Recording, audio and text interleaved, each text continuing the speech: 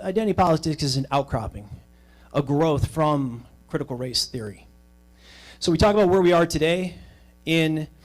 As of today, 2/3 of Americans describe race relations in America as bad.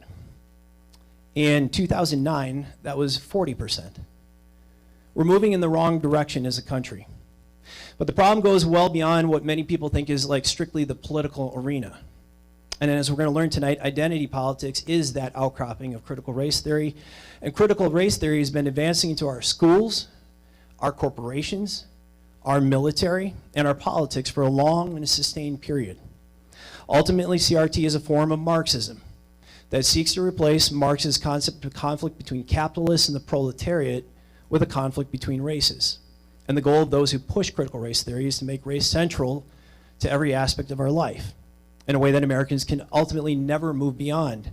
And all this is being done in service to the idea of the struggle for power that Marx wanted to see take place.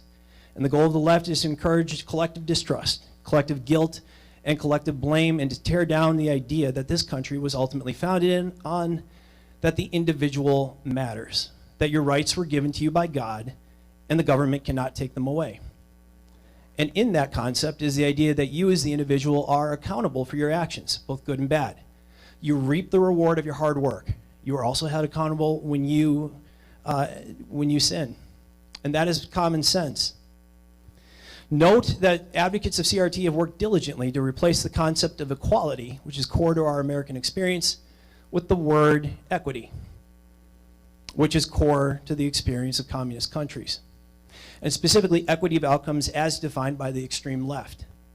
The goals and flaws of CRT have been called out, and as they have been called out, you'll note the gaslighting that has occurred, in which you hear members of the extreme left, whether they're commentariat or politicians or whatever the case, they're out there attempting in any which way that they can to pretend like what's happening is not happening.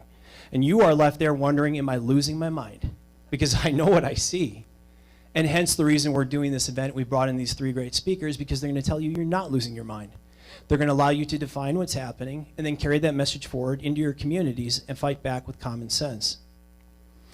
So we are happy as conservatives to see all of history taught with context. That is what we want.